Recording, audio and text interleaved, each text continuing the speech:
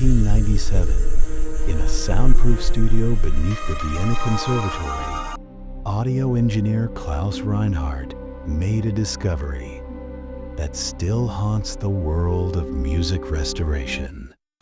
He was working on a fragile piano roll from 1928, composed by Elias Vorne, a prodigy of the Second Viennese School and a man who vanished. On the night his final piece premiered, the roll was labeled simply, Lacuna for when the world stops listening. Most of the perforations were decayed. The music nearly lost. But Klaus noticed something in the silences between notes.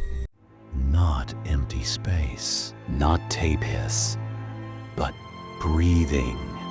Slow rag. As if someone had been leaning over the piano while the roll was recorded.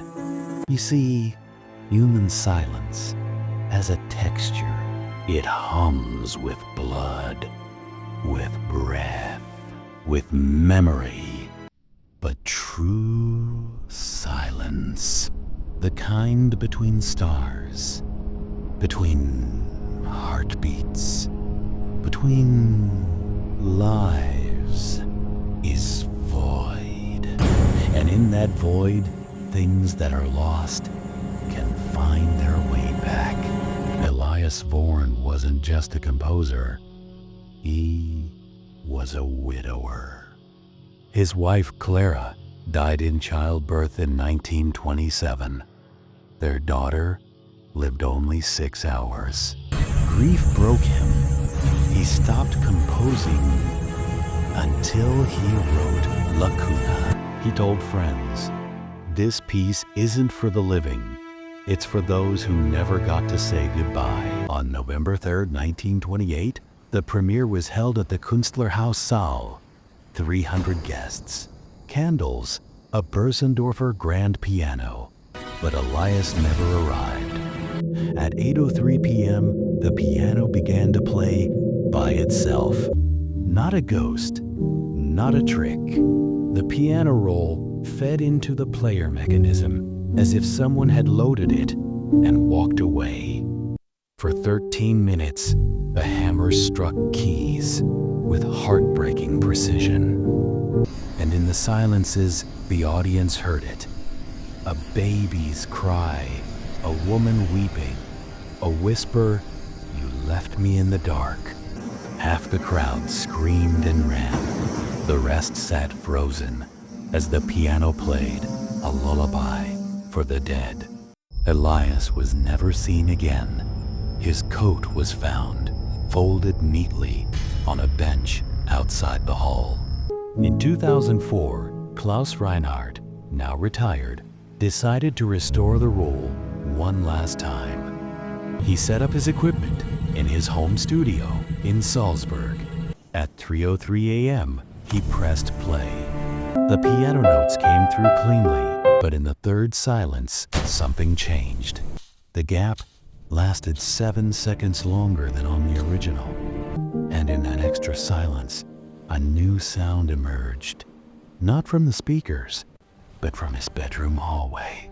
His wife's voice, Anna, who had died of leukemia in 2001, called softly, "Klaus, why didn't you come back?" He hadn't been there when she took her last breath. He'd been at a conference in Berlin. He ripped the power cord. He locked the roll in a lead-lined box. He moved to a village in the Alps.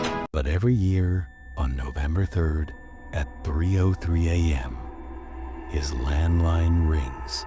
No number, no voice, just the first 3 notes of Lacuna played on a music box. Then silence, long enough to hear your own pulse, long enough to wonder if the silence is listening too.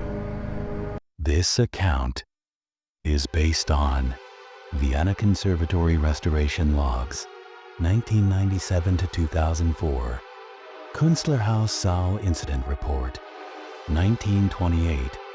Sworn testimony from audience members. 1928. Klaus Reinhardt's private audio journals.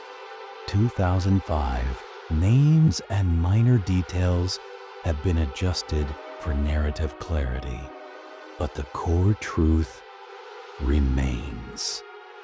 Some music doesn't fill the silence. It invites something to fill it instead. If you've ever sat alone in a quiet room and felt the quiet press against your skin like a hand you already know, it's waiting for your silence too. Subscribe if you still dare to listen.